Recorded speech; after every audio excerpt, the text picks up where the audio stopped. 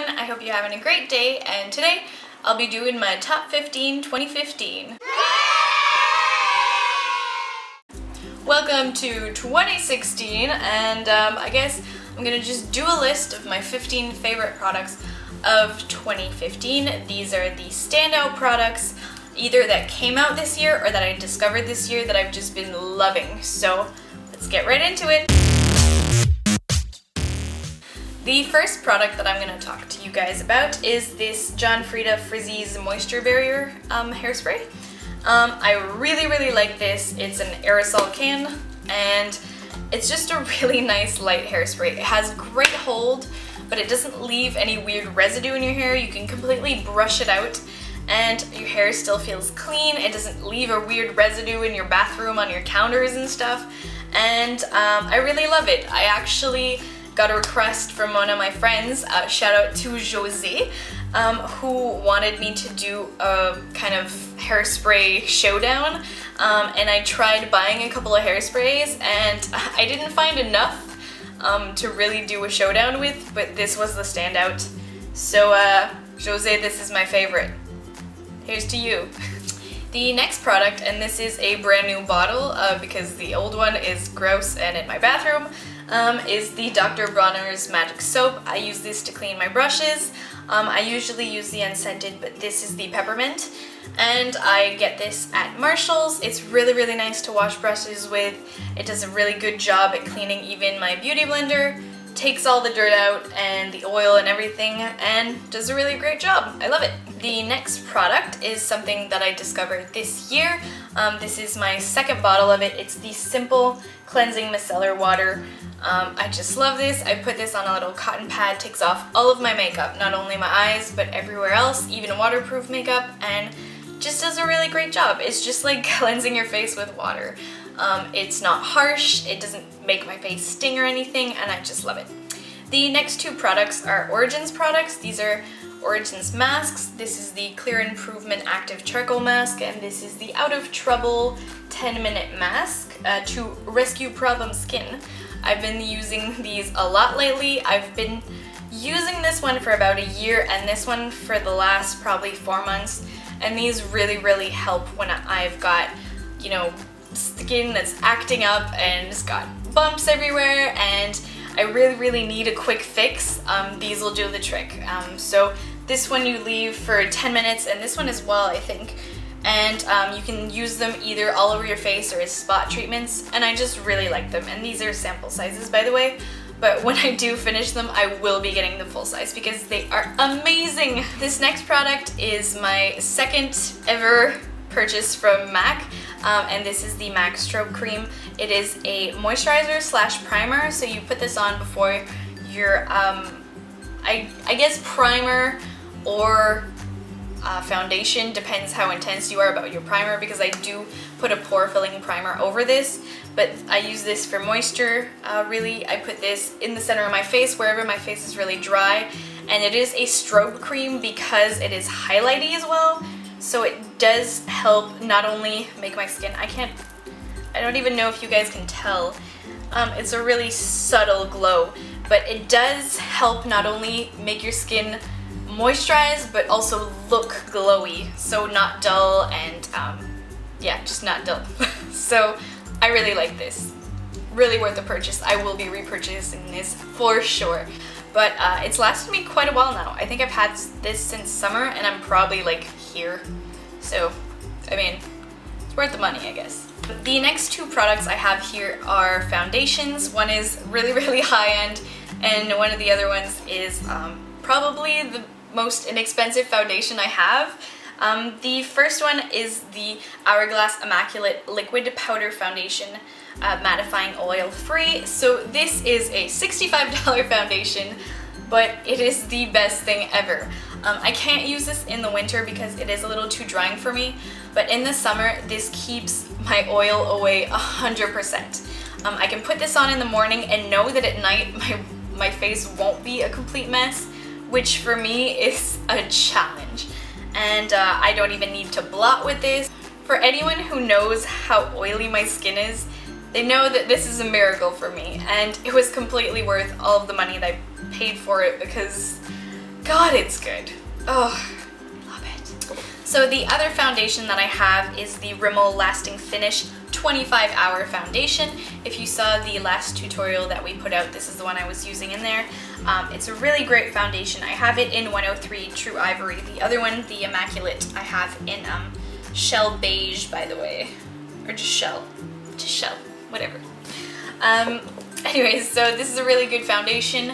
It's not really matte and it's not really dewy either. I think it's more like a satin finish, but it's really, really nice. It's good for my oily skin, doesn't break up, and it doesn't make my dry patches stand out either, so it's just really nice. And it's so inexpensive. I think you can get it on sale at around like $6, so that's ridiculous for a really good foundation. And it's from Rimmel, by the way, so loving that. So the product that I've been using to set my foundation is definitely a new life staple for me. It is the NYC Smooth Skin Loose Face Powder, and this is it. It's a gigantic tub of powder. I take the filter off it and just use it like this. I think I talked about this in my tutorial as well. I just put my brush or my beauty blender right in there. I set my under eye and the rest of my face with it. And it's kind of translucent, so you really don't see it as much on your skin, and it just does a really great job. I love it so much. It doesn't make me look powdery or cakey at all, and for the price, I mean, hell yes. The next products that I have are also face products. This is the Tarte Amazonian Clay Park Avenue Princess Bronzer. I got this size in an Ipsy bag, so this isn't the full size, but this is the best bronzer I have probably ever used, other than the Benefit Hula, which is also really nice. But this one is really great for contouring. I think it's the perfect shade for me. As soon as I put it on, I knew that it was great. It's kind of, you can't even tell in the pan how great it actually looks on the skin, but it's really nice for contouring, because for contouring you don't want something too orange or too warm in general, and this just really does the job for contour for me, so I love this. The next thing that I have, I'm gonna have to shout out to Bridget for. This is the, hi Bridget. This is the Balm Mary Luminizer, aka the Luminizer. So this is that product here. It's a gigantic highlighter. It's a bit expensive, but I love it so much. It's a really buttery champagne highlighter. It is so intense. I'm gonna put it on my hand and you're gonna be like, whoa, look at that, it's so pretty. Oh, I just love this. It's just amazing.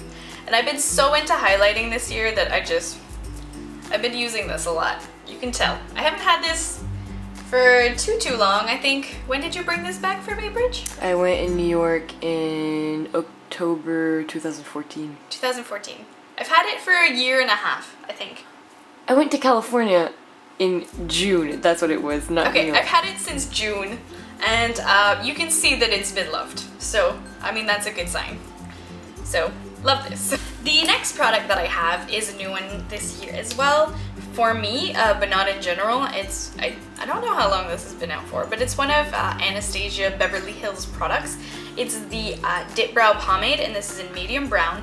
So just a little pot of pomade. I use it with this brush that I got in Ipsy, which is just the fine angle brush from, I'm not even sure what brand, Inspire?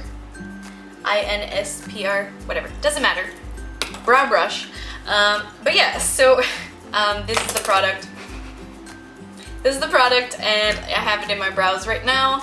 It's really great. It fills in, but it gives hold, and if you have kind of sparse areas, you can't really tell that it's product that's filling it in, which is really nice, because sometimes with crayon or powder, you can tell that the sparse areas in your brows are filled in with that product. But this, I feel, looks really realistic, which is good. I mean, you don't want to look completely painted on, even though people know you are. But it's okay. Be proud of your makeup. Own it. Own it. The next products that I have are eyeshadow palettes. These are the two palettes that I've used so much this year, and I love so much. This is the first one. It's the Shade and Light Eye from Kat Von D. I've talked about this in a favorites before. It's got warms, it's got cools, it's got neutrals, and it's just good for anything. When I want to have a good makeup day, I take this out. When I know that I want to do something intense, but I know that I can pull off and that I can make work, I really like these. These are my favorites out of the whole palette. I've had a thing with like orangey colors lately, and I just really like this. The only thing I find that they're a little hard to blend sometimes, but I still love them so much. And you've got so much product in here, look at that! It's insane! I'm never gonna use all of this, but that's fine. Alright, so the next palette that I have is this Amazonian Clay Tarte palette, and this is really nice. The packaging is amazing. There's a huge mirror in here, I'm not gonna blind you. But yeah, there's browns and purples and more, I guess, cool tone neutrals there. And it's just a really nice palette. It can do either really neutral looks or really intense looks. I used this for my last tutorial, and it's just really nice. And it's nice small packaging, so easy for travel. And I just like it, and it's been really loved, as you can tell by some of the eyeshadows that are really dug into in here. So I've been loving this a lot. The last product is gonna be another shout out. So my friend Anne-Marie gave me this lipstick, and it is YSL, and I am forever thankful for the friend that gave me a YSL lipstick, because the shade wasn't nice on her, and oh my god, look at that. She didn't like the shade on her. I'm not saying that. That would be beautiful on Anne-Marie. I have it on my lips, and I'm not sure exactly what lipstick this is because it's all used off the bottom, but these smell amazingly fruity, and they're expensive lipsticks, and I can see why, because they stay really long on the lips, and they kind of leave a really nice stain that's really even once it wears off, so I don't have fear of it looking wanky and weird at the end of the night. So when I have a long day of lipstick wear, I do put this on. Sometimes I dab it off a little bit because I don't like lipsticks that are too glossy, because I'm afraid of them kind of moving around. But I just really like this one. It's really moisturizing, and it smells great, and it stains nicely, and I just love it a lot. And the shade's amazing. It's the shade that I really like to wear all the time. So yeah, I just love this, and I'm really grateful for my friend Anne-Marie, who just didn't like the color on herself. I'm just, thanks Anne-Marie, you're the best. This is my favorite lipstick of 2015. Congratulations. Alright, so those are my top 15 products of 2015. I hope you enjoyed this. I hope that I can help you find products that you may start loving in 2016. You can maybe comment your favorite product of 2015 down below. I'd appreciate that, and maybe they could become my favorites as well. So I'll see you guys next time. Have a good day.